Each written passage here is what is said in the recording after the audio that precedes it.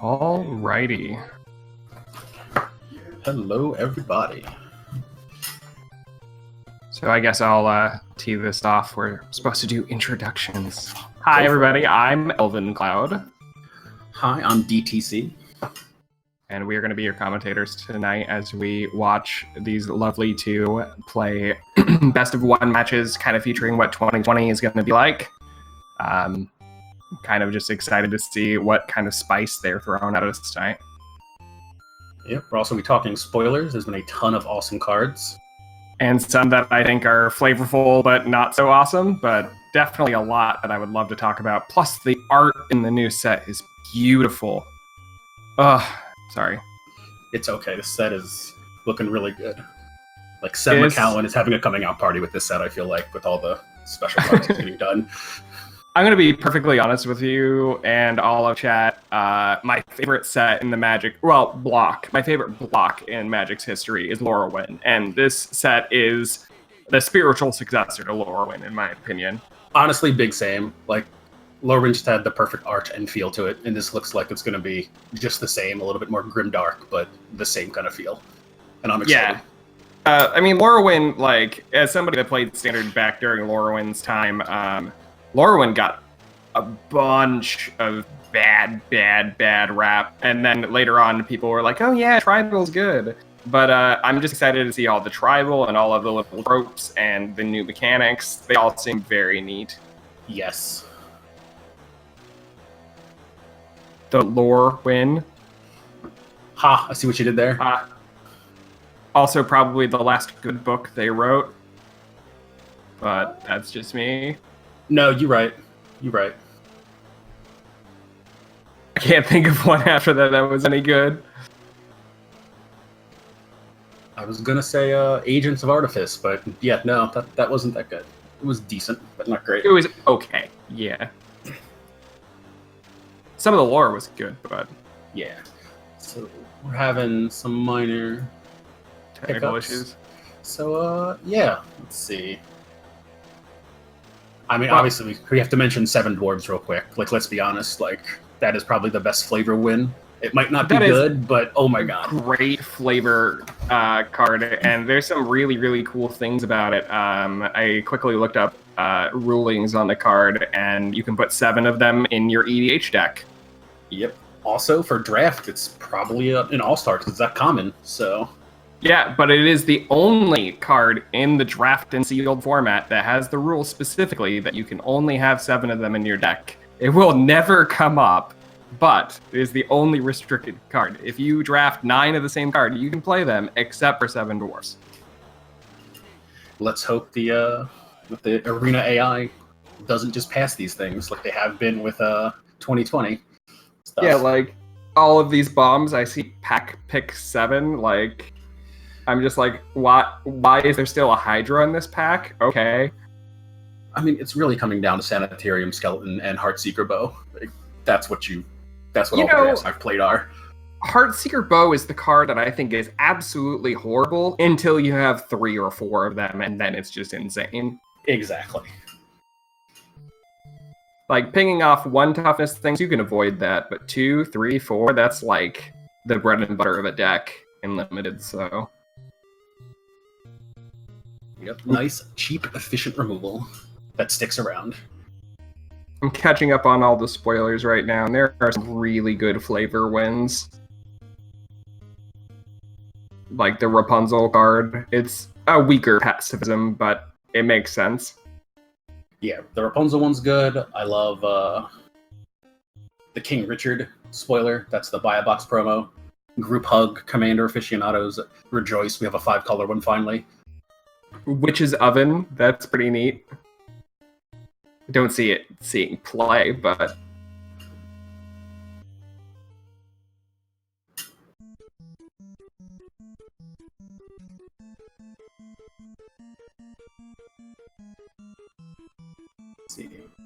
I was actually just looking at that card right here, Seawolf, like, Baked into Pie. That is such a neat card. Yeah, it... Honestly, like, other than the rare, like, Hero's Downfall type clone we get, like that might be one of the best removal spells like going forward until we get like to see some more of the set. Like it's very efficient and it gives you just a token that you can do something with. Yeah, Either sacrifice to something or gain some life. There's a lot of cards that give the food tokens as like an extra benefit, but the card costs more than the average for that type of spell. And I guess it comes down to how good are food tokens in the meta. Obviously, for example, a card that I think could definitely take advantage of food tokens is Oko. I mean, Oko is absolutely insane. He's a 3-drop like Teferi, and you can swap the food tokens with creatures? Indeed.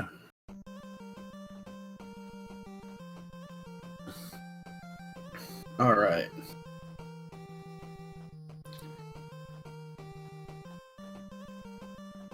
Indeed, Seawolf. Real flavor.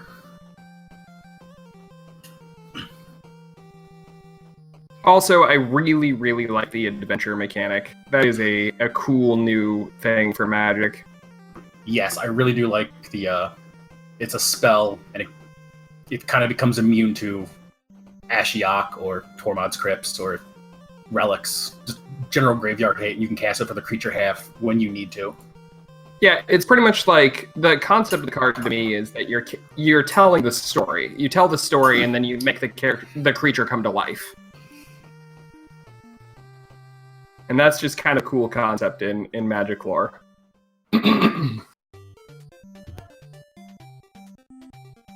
What's your opinion on Gilded Goose, by the way? Do you think that it's going to be as good as people are saying it's going to be?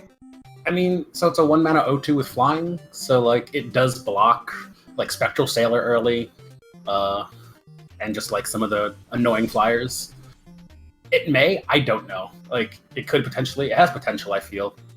I think it comes down back to the point of how easy is it to get food tokens while you're just playing Magic? Because if you can get a regular source of food tokens, like one every other turn at least, then it's a birds.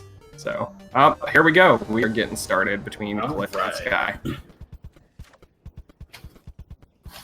All right, let's see.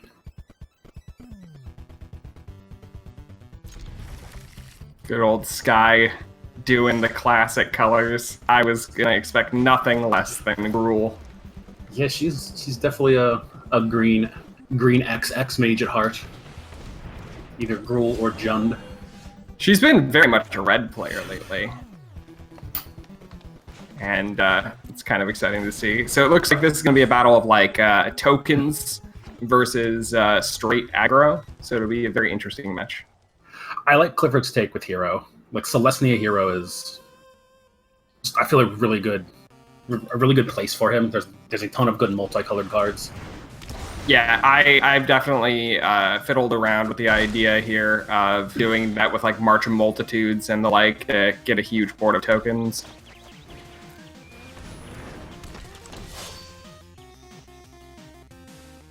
Yeah, Cliff's gonna have to get a board online, but at this point it looks like we're afraid of the Chandra coming down and wiping any tokens that come out. Yeah, that is a lot of incubation druids. Oh, see that is a card I was not expecting. The Divine Visitation. That's some special spice right there. That's a nice payoff. Like every multicolored spell you catch just makes a random 4/4 instead of a 1/1. Survives the Chandra, but the problem is I don't think it matters. I mean, it does reset the board, and then she has a shot. Ah, okay, I like that play. Yeah, start ramping. Or not, I guess. Or not. Oh, it taps the same incubation druid. Oh. Looks like a misclick. Or the auto tapper doing its thing.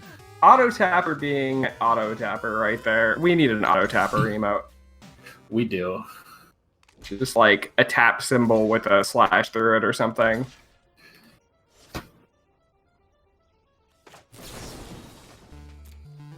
I can't tell you how many Magic matches I've lost to that. Ooh, there's a little bit of a blowout. That is a nice trick. Get a token, pump the team permanently. I agree, Seawolf. Auto Tapper has definitely killed many a player who was not paying attention. It's gotten better than release, or the original release, but it's still not good. Yep. One nice trick is if you take a couple seconds, just kind of hover the card in front of you, it'll show you what it's tapping, and you can tap it accordingly. But yeah, it still kills me, like, even doing that. Clifford's stuck on 3 lands, but still doing an amicable job of just kind of hanging in there. It looks like Sky is making sure that her board survives the Chandra, and also waiting an extra turn to wipe. Ooh, the swing back. Using your life total as a resource, I like it. Also, on top of it, having the pledges of backup. All right. Ooh, Sky dropping to 2 there. Plenty of blockers, though, to keep this 7-6 at bay. Well, I guess now it's a 3-4. Yep. Well, I mean, it'll be a 3-7 overall, but... Oh, there's the March of Multitudes I was talking about. A little late. Yeah, being locked onto 3 lands is just harsh. I swear the Shuffler just puts things in clumps sometimes. On the plus side, Clifford does kind of have Sky in like a mini abyss. She does have to block. And he has raised the alarm to make its power a little bigger, which is nice. However, no real way to get through and close out this game. No.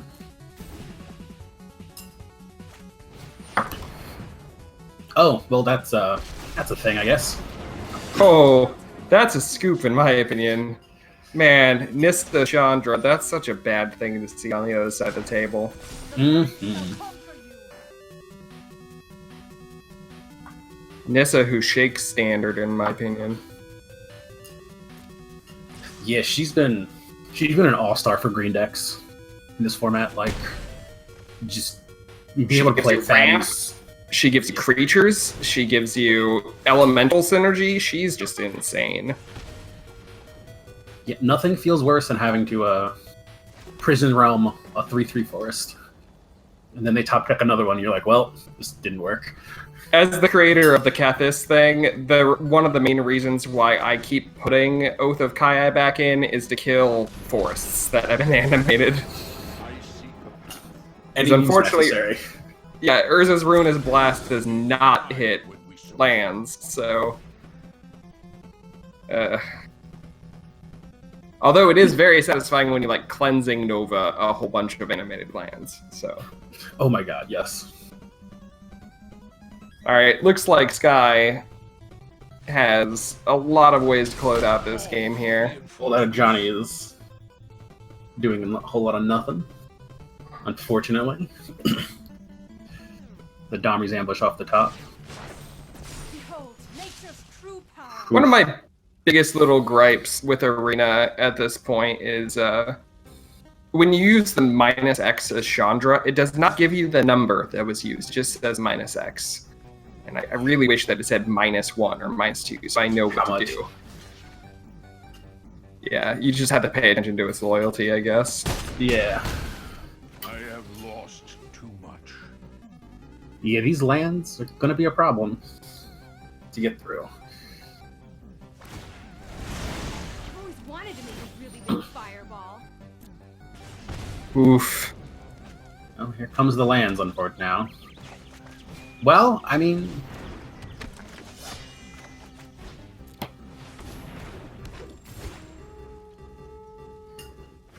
Three, 6, 9, 14... 17? 17 plus Chandra pings. Yeah, it's not looking good. Nope.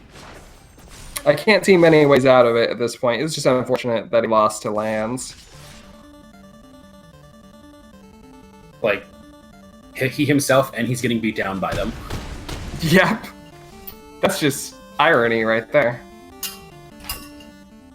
Okay, so Sky held off, only attacked with the three animated lands. Or is it getting a So little 11 boring? damage total coming through. Yeah, she's afraid of the backswing.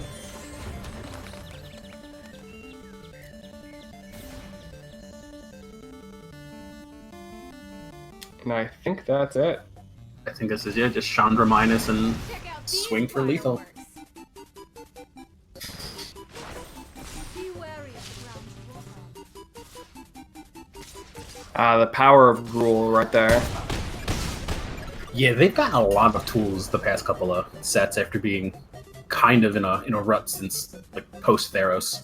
After the monsters deck rotated out, they've been really solid since. Like, Dom. I'm really, really looking forward to seeing how Questing Beast works in Gruul. That card just has so much text. Questing Beast. I'm actually a big fan of Lovestruck Beast as just like a nice 3-drop blocker to hold off the fort. That card and Love's Kiss or True Love's Kiss, those are the first 2 cards in Magic's history to ever have the word love in it, by the way. I did not know that. Yep, those are the only 2. There have been words referencing loving relationships, but no love. Love. True love. So this looks like her Sky's vampire deck against Mill. Sky Vampire with control elements. Ooh. I haven't seen vampires running Kaya's Wrath. Some nice vampy mid-range. I dig it. So this is like Surveillance Mill? Interesting. So it looks like Cliff's going to be going for the very long game. And self-milling for those narco amoebas. Oh man, that brings me back PTSD from when that card was first printed. Dredge was a nightmare. I believe so, Seawolf. And yeah, as someone who's played Dredge in all 3 Eternal formats, Narcomoeba is a really, really fun Magic card, but you just get stuck with it in your hand, and you have to hardcast it. Not so much when you're doing unfair things with it. I mean, every card has to have a drawback, except for Bridge from Below, apparently. I mean, it died for Hogak's sins, so... But yeah, also, Hogak was the problem through and through. But I respect Wizards trying to, keep a card like that around. yeah, Bridge probably also had to go. Like, it was definitely an unfair, unintuitive Magic card, so... I mean, that whole block was them experimenting with things and definitely, doing things that were weird, but getting free effects for nothing is not really the best Magic quality. So, looks like Sky is gonna get the epic beatdown plan here. Gideon Who Lifts is coming in. I think he's definitely one of the ones that had the best stained glass portrait. Some of the other ones I don't like that much, but Gideon looks great. Yeah, Gideon, I agree. Gideon's looks really good. Yeah, it is Saheeli looks self-mill. good. I thought so with it. There was going to be a Jason. There it is. Although Cliff is again on that unfortunate no land plan.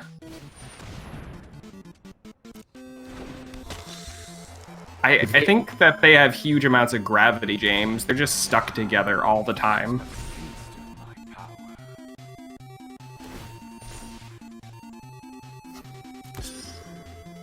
Your light will cleave the darkness.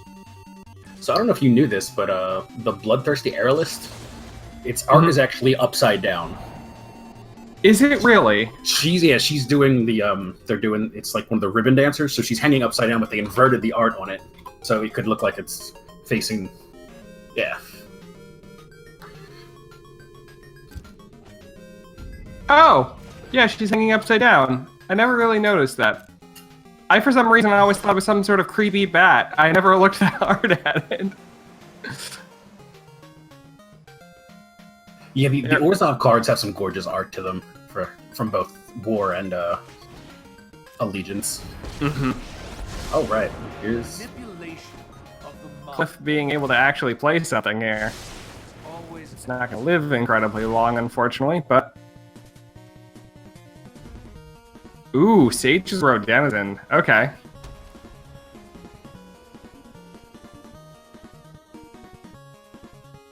What happens here? Sorin pluses. Does it just punch Jace or go face? I think here, you probably just punch face. Prepare for I mean, Jace is going to get one more trigger anyway. You might as well do it on a turn where you can just outright kill him. Alright. Sky thinks otherwise. I can respect trying to kill Jace. I guess you still trigger lifelink and make it bigger. Yep. I was thinking you swing and then, I guess it's a... you would have been able to kill it in one swing in most cases, just from the buff from Soren and the lifelink trigger, but either way. So Clifford does have blockers thanks to those drawn Narcomoebas. Yeah, Yep, and he there. does have proliferate, so I guess there was a bit of a threat there. Okay, there we go. Playing the honest 1/1 flyer for 2. God, that feels bad just to look at. Yeah.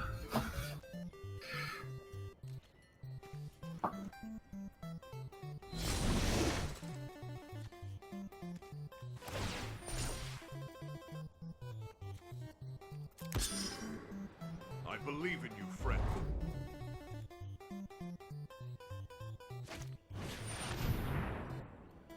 Oh, well, that's a thing too. Okay. That is indeed a thing.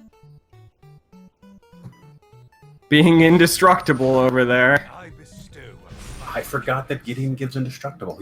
I only ever see Vigilance or Lifelink. Yeah, that's not looking good again for Cliff, unfortunately. my strength gave out. He hasn't been able to find his lands in a way that he can hold up counterspell magic at all either, so...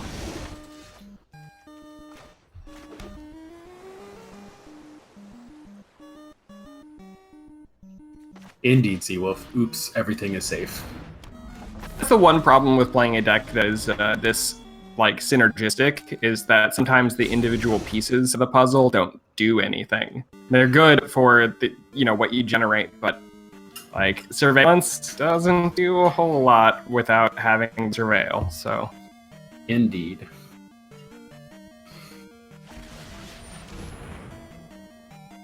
It's gonna be what, 8, 9, 10, 12 damage coming across?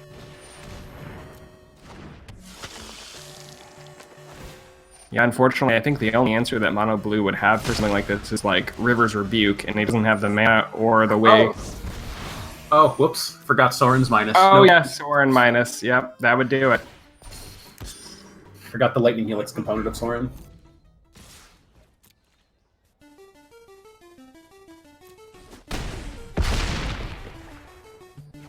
I mean, vampires are very, very strong right now. And she's definitely tweaked it so none of the rotating vampires are in that deck. So I do like her moving it to mid-range a lot. it makes a lot of sense, especially with the 6-cost buy a box promo vampire. That card is incredibly strong with Soren, and it leads to having ways to deal with aggro decks, which are going to be rampant anytime there's a rotation. Yes.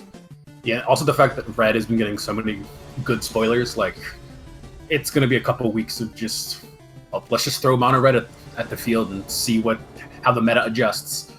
That is always the plan. Like, if you ever want to play in a tournament right after rotation and don't know what to play Red. Just, like, you're going to do at least okay. It's the safe bet.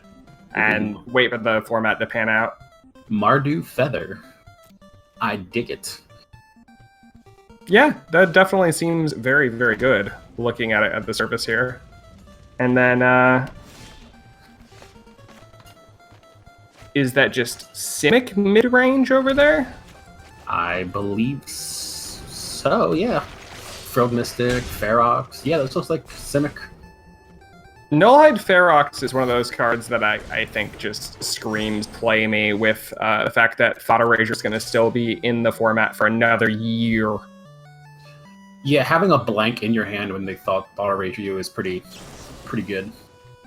Yep. Or I've had so many people think, oh, I can just make you discard it. It's fine. Oh. Yes, the free turn 2 6/6 4/4. Yep. And then usually the Shame Concede. Yeah. So Cliff again on the aggro plan, however, stuck behind those lands. He needs another white mana. No, And this Butcher can just punch through the Ferox.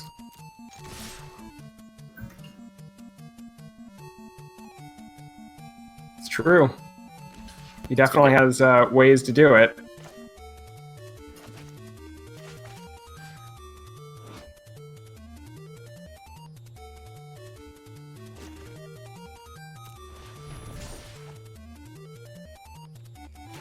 Make it a 5-5, make it a 7-7. Unfortunate that he has to blow 2 cards for it. But- Indeed. Yeah, maybe he needs to find a new one. Maybe his current one is like stuck on Dominaria or something, Seawolf. And hasn't adjusted to a rotation incoming. Too far. Tear it down. See, I have the opposite problem. My realtor is named Noah, and I need to build an arc. Ooh. I've been there. Oh, there's the third land. Unfortunately, Fortunately, it's not not for white. Fennec. Yeah.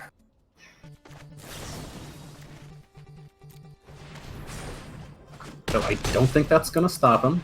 That Dreadhorde Butcher is just getting snowballing.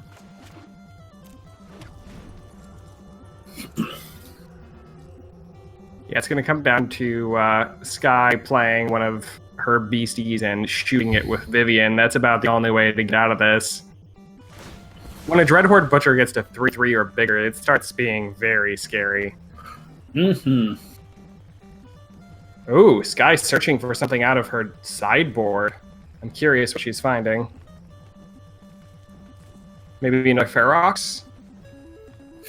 Ferox is probably ideal. Nature's Oh, always okay. got my back. That'll. Okay, that'll Ooh, do. Cavalier of Thorns. That'll do, pig. That'll do. Get back the Ferox when it blocks. All right. Well, there's the other white mana. Unfortunately, comes into play tapped. The Scry effect is really good, though. I was hesitant on whether or not they were worth it, but they are. I'm glad they're back. Like they've been such all-stars. They were such all-stars during Theros block. Yeah, Theros was the original printing, right? Yeah, that block. Yeah, just the ability to, like, yeah, it's a tap land, so it slows you down a turn, but just being able to see what you're drawing and pushing it to the bottom is very big. Finding gas, pretty much.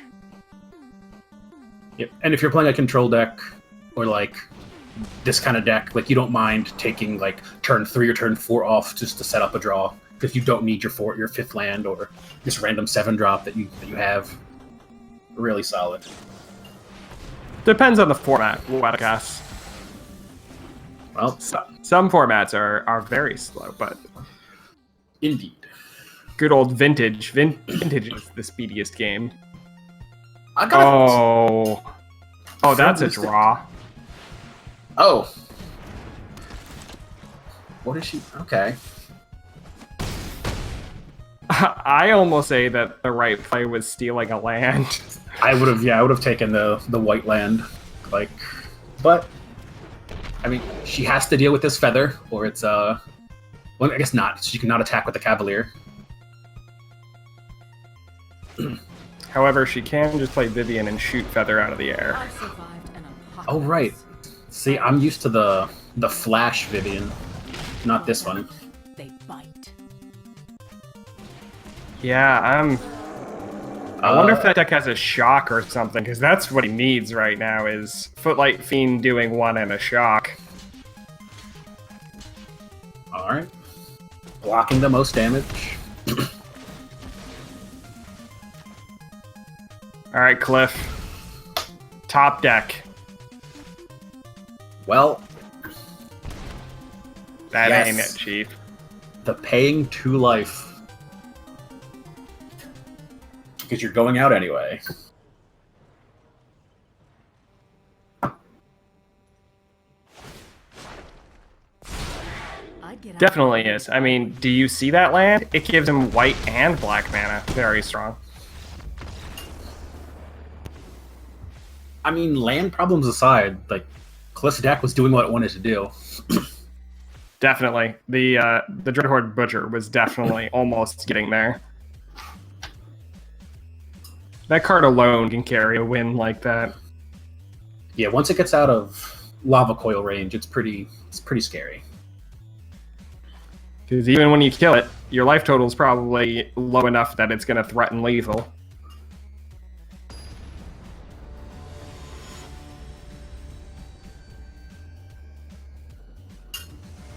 So I like that they've given us unofficially 4 planeswalkers in this set, with Rankle, Master of Pranks, being my unofficial 4th walker. Yeah, he reminds me of. So I was playing when Walkers first came in the format, which was Lorwyn. But before that, they were testing in Time Spiral block with Spell Mages, or Dahlia Ballard is one of them.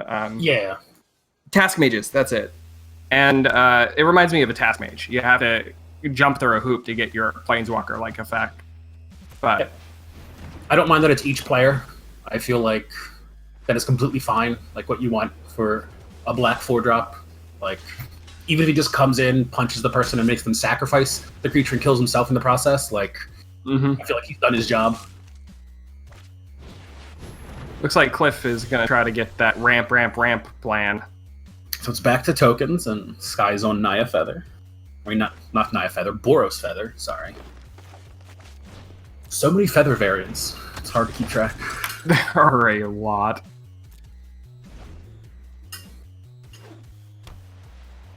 Ooh. Bishop of Wings. I like that. Yeah, I've been seeing that as a splash in these decks because a lot of them run other angels, and it gives you a way to survive other aggro matchups. The scary thing about Feather here is not blocking is horrifying sometimes. Indeed. And then our guild-shifted favorite hoplite here is getting the job done.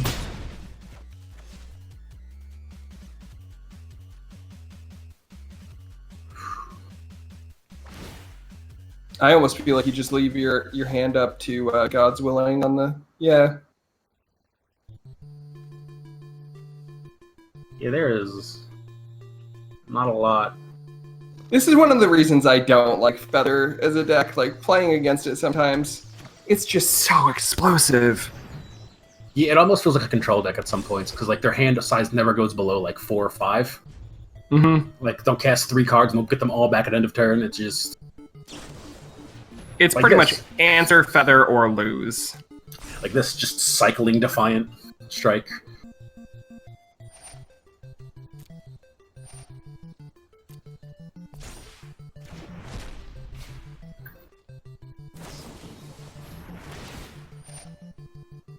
And cycling God's Willing. Oof.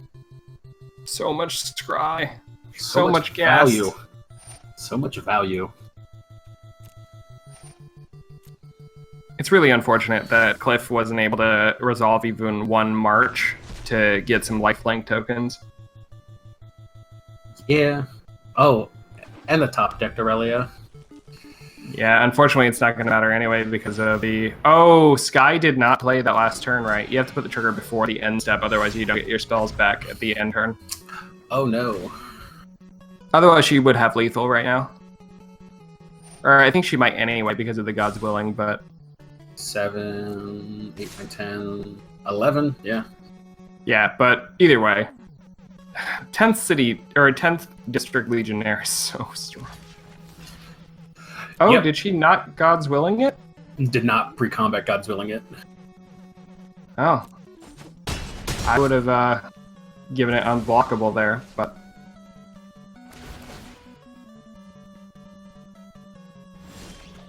Well, the knuckleheads are back in the hand, so I think everything is okay with Sky. She's got the protection spell up.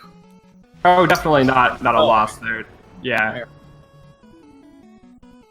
Sky on fire tonight. Yeah, honestly, like full confession, I definitely undervalued Feather when I saw her spoiled. Like, I did not think it was going to be a good card, and yeah, she is the real deal.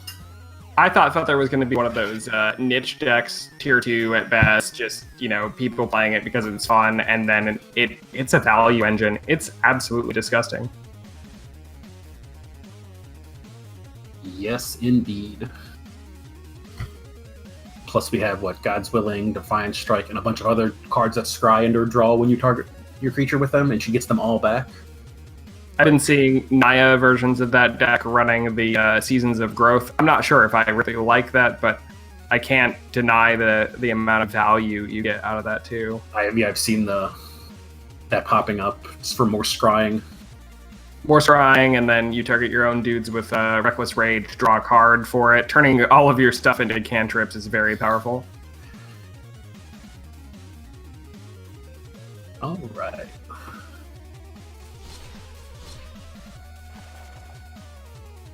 So let's see. Any new spoilers in the last 40 minutes? Nope, just the 1-mana Knight and the new removal spell that hits a creature with power of 3 or less. Nothing new, really.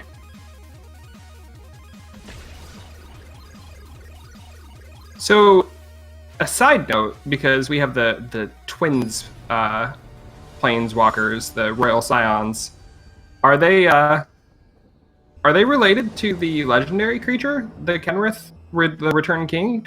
Yes, I believe they're brother and sister, so I believe they're his children. Okay, or they're related that to makes him in sense. some way.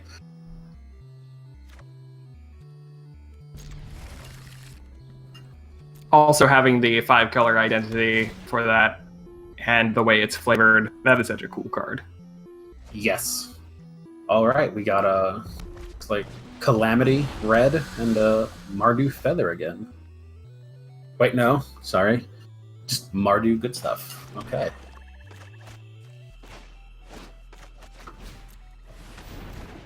Cliff again, having a bit of those mana issues. Taking the 2-land hands feels so dangerous when you're triple color. Yeah.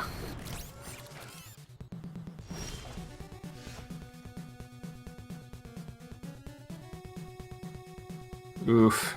I mean, at least he can play spells and in turn play blockers. Yeah, he can play the Knight and then have the Integrity Intervention as backup. Get some tokens, maybe, if needed.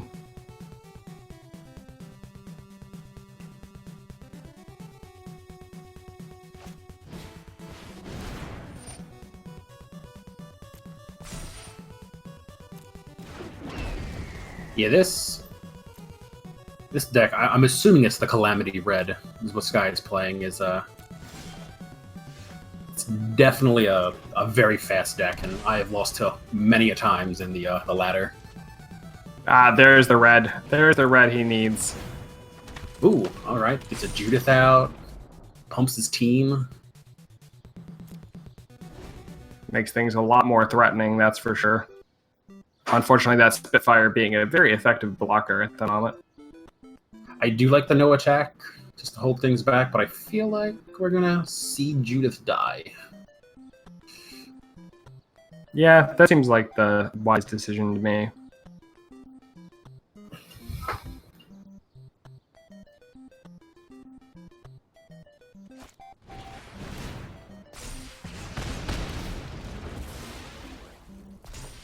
Okay, shoots the token instead. Yep, that way she can skewer the critic. Okay, I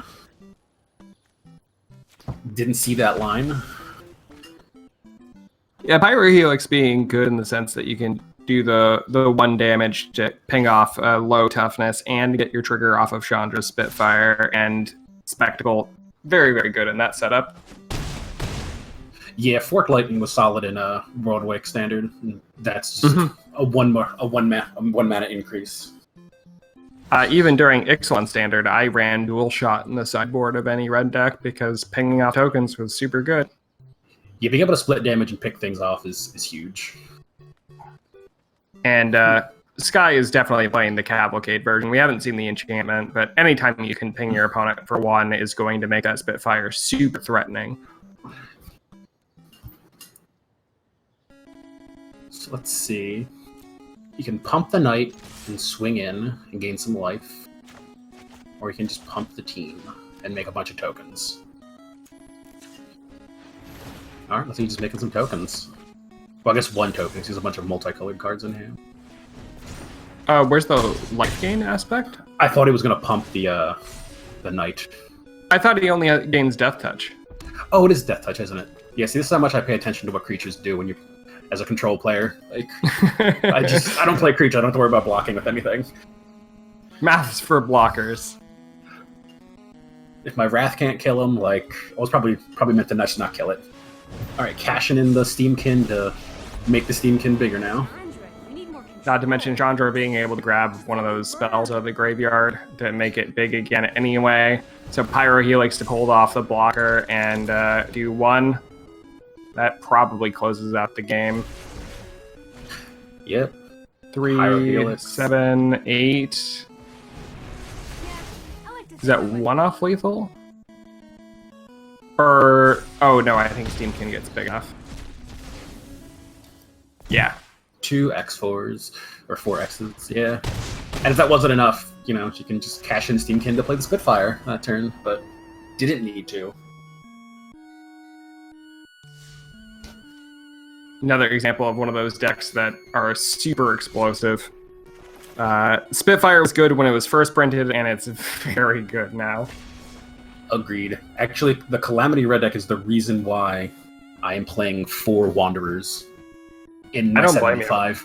Like, being able to nullify that card and the Liz the 1-drop is just really big.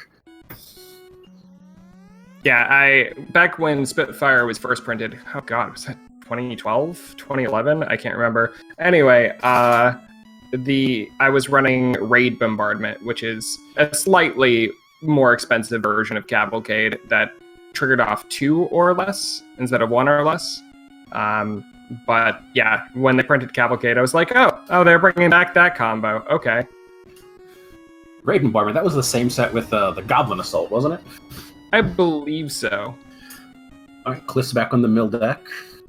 Has lands and spells for those. To go with those lands, Sky is back on the Gruul. Well, it looks like this time Cliff actually has, some lands. And some And manipulation. ways to get more. Indeed. Huh. Hey, look, he gets a free Narcomoeba now. Just to see Narcomoeba doing its free thing. It's almost like he paid 2 mana for it. It's almost like he paid 2 mana to draw 2, get a free creature. Yeah. Look at the top 2 cards, get rid of 1, draw a card, and play a 1/1. Not bad for 2 mana.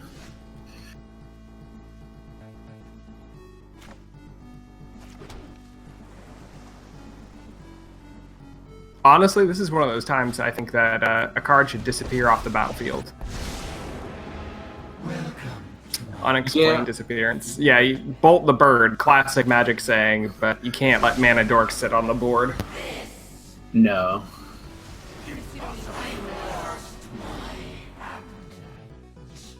Alright, well, I mean, that was a really solid Ashiok.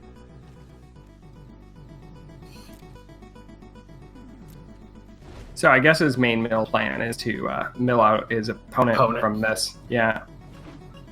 One of the things that I find a lot of Ashiok players don't realize is you can mill yourself without exiling your graveyard because of the way it reads.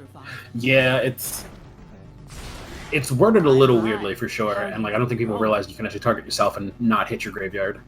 Yeah, playing as Kethis, that's definitely one of those things I learned really quickly. I was like, oh, each opponent exiles graveyard. Don't even have to target them. Okay. Also, the fact that it's each, so it gets around well, she's leaving us soon, but Hexproof. yeah, the Hexproof Angel. Shalai. Yeah, there we go. All right, well, bouncing the bird back, as you will. Cliff does not need that land. I think 5 is enough. Oh, sorry, 6 is enough. Yep, and he's going to draw more as it comes anyway, so... Gets a free activation off Ashiok, effectively. Thanks to Proliferate. You've made a dangerous enemy. Yeah, I almost feel like milling yourself with this deck might actually be very beneficial. Just to find more gas. I've seen this deck do the self-mill plan as well. I guess We're Cliff just fit wanted enough to do the survive. make it a mill deck.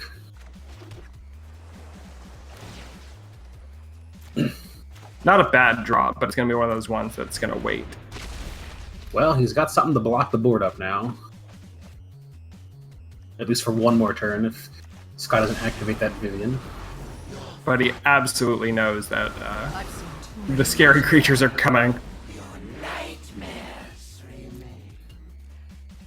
Green red with 5-6 mana? Yeah. Oh, my bad. It's 4-7 mana right now because Incubation Druid is lucky for me. got a +1/+1 counter. Well, that's a good target for Sinister Sabotage, if I've ever seen one. Oh, definitely. That is a Alright. big no. Found his Jace.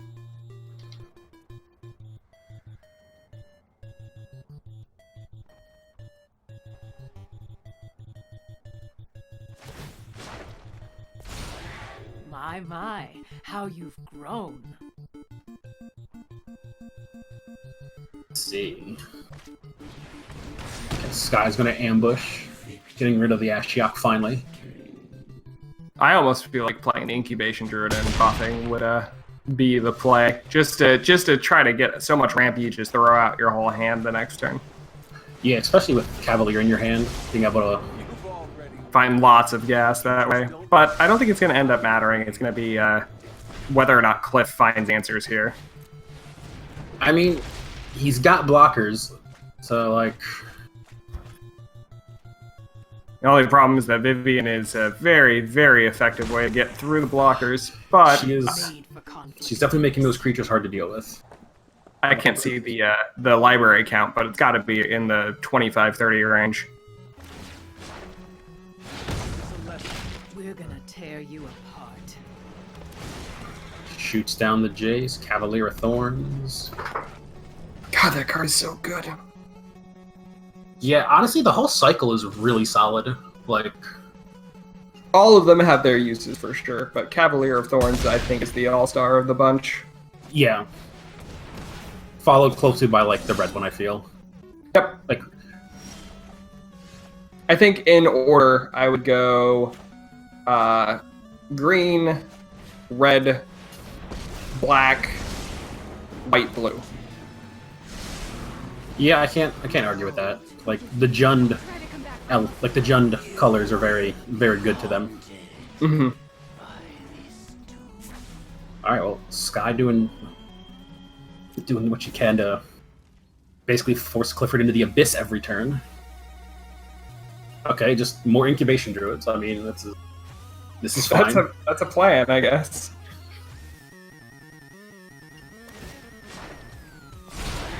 I'd get out of the way if I were you.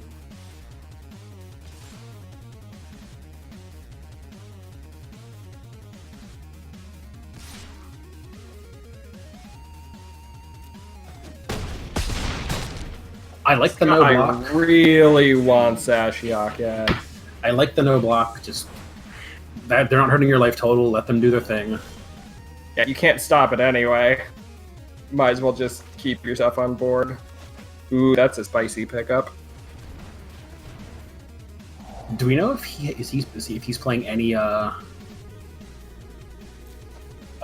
watery graves for the for the dispersal half of that, or is he just straight island? I think he's just islands, although I think definitely putting Watery Graves would be the play, just to have another way to bounce. Yeah, just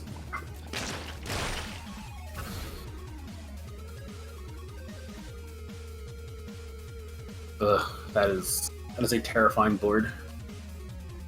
Unexplained Disappearance is an instant, right? I would assume so. Yeah. Fine. We're fit enough to survive.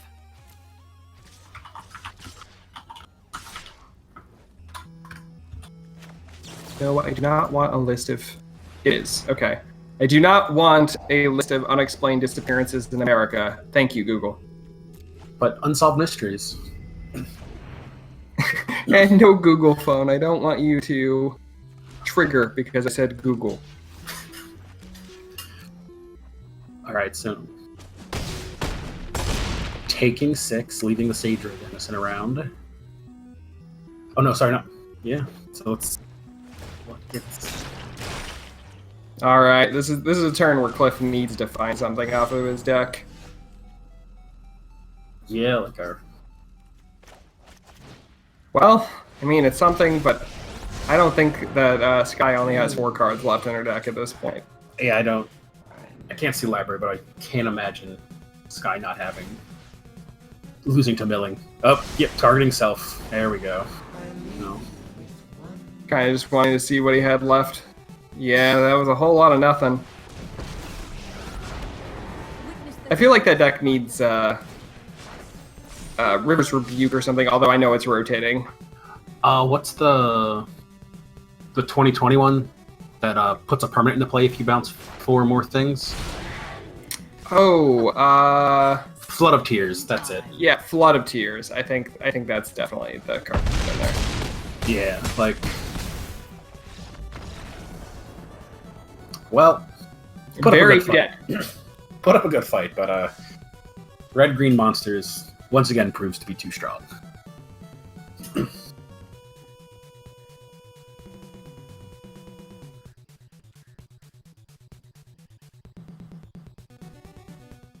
Yeah, this was gonna be an hour of Magic, so is this going to be about it? I believe so. I'll wait for confirmation. All in all, some very interesting decks are going to still be around after rotation. I'm going to be very sad that a lot of tools are going away, but Eldraine will be bringing in lots of interesting plays too, so the meta is going to be very interesting after a couple of weeks. Yeah, I'm most excited for the Twins, mostly because I play just Skywalkers, and that's a very reasonable 3-drop to put in there. But Yeah. just some other good cards like Robber of the Rich, Fervent Champion looks really good. The Dragon, I feel, is going to be a nice addition to a Gruul or Jund Monsters deck. Robber of the Rich is going to be absolutely insane. It is the red version of what's the Dimir one? The Thief. Thief of Sanity. Thief of Sanity. It's like Thief of Sanity, but cheaper, and he just has so many opportunities. That's something that Red always needs, is a way to get more gas. Yep. Also, it has been confirmed we're not getting a rare land cycle, but I think we're getting lands that are based off of the Tournament Grounds and the Witch's Cottage we saw. I think we're getting a cycle of those. Okay, yeah, and they all have their own kind of neat mechanics, kind of like what were those called? The Knolls or whatever, the hideaway lands from Lorwyn. Yeah. I really like Witch's Cottage, like especially for Pauper. It's a better Mortuary Mire for like mono black aggro. And then Tournament Grounds. Hey, look, your Knight's deck basically gets a free tri-land that doesn't come to play tapped, and I think that tribe, what has been spoiled so far, might be the go-to aggro deck. It is just so good and low to the ground. I think that one of my favorite things, I read an article from Mark Rosewater. For anybody that doesn't know, he's one of the head of R&D for Magic the Gathering, but he's kind of become the face of Wizards when it comes to interacting. Anyway, Mark Rosewater talked about artifacts and how they've been a troublesome thing in the history of Magic. In the last 25 years, some of the most broken cards have been artifacts. And they decided to make most of their artifacts colored. They've been experimenting with that for years, but they feel like one of the best ways to balance powerful artifacts is give them a color and require colored mana. And I'm really excited to see so many flavorful, great artifacts, but being restricted in colors that make sense for them. Yeah. It feels like Shard's Block all over again, where all their artifacts were colored. Yeah, exactly. And I feel like a lot of these effects can be more powerful while still remaining fair, instead of just being able to ramp out tons of mana and just play any of these in your color pie. You mean Smuggler's Copter wasn't a fair Magic card? Oh, yeah. Yeah, it was so fair. And Skull Clamp, or the only card to be banned before it was ever released, Memory Jar. Like, artifacts have been problems in the history of the game. I dare anybody in chat to name one artifact-based block that doesn't have a broken mechanic, because you can't. There isn't one. You know, Scars might be safe, but that's only because Infect was the busted mechanic. No. Phyrexian mana. Oh yeah, that also was the problem in that block. Yeah, no, yeah. Artifacts were fine in that set. It was Infect and Phyrexian mana. Yeah, I mean the blocks that artifacts come out of, like the main artifact-based blocks, all of them have some sort of absolutely insane mechanic. Affinity was... It's a perfectly balanced mechanic, Clifford. I don't want to hear it. It was overwhelming to see back in the day. Like, I don't think it was completely broken. The problem was artifact lands on top of it. That was absolutely the problem. And fun fact, that's actually the same reason why Theros block didn't have enchantment lands, was they were afraid that with Constellation and enchantment lands, it would be the same way that Affinity was in like Ravager Disciple Standard. Makes so sense. I commend them for like just coming out and saying that and like wanting to hold back, because like it could have been a problem, especially with Doomwake Giant getting a free Constellation trigger just for like a non-basic like land seems good. They put a little winner icon over Sky. I love it. All right, well, it looks like this is going to be the end of it, I guess, here, from what I'm seeing. A lot of fun games. Absolutely. Once rotation hits, I'm excited to see what happens. Oh, I fully expect a lot of red and then lots of innovation. So hopefully we get, some shining stars, and not to like toot my own horn, but like the Kethis deck, or just somebody making a deck on the side and it's just exploding. I love seeing shifting meta games. So yep, rotation season is always the best. So hopefully with, such a great set like Eldraine, we continue to see some innovation, and I'm really excited to see rotation when it happens. And I think that's it for us. So have a great evening, everybody. Glad you came out. Thanks for co-commentating with me, Dee. And same to you, Elvin. Can't wait to see what your crazy mind comes up with. I hope that I come up with something just as good. Like, I'm scared. I'm scared to try something new now because I have expectations on me now. All right. Have a good one, everybody. Good night.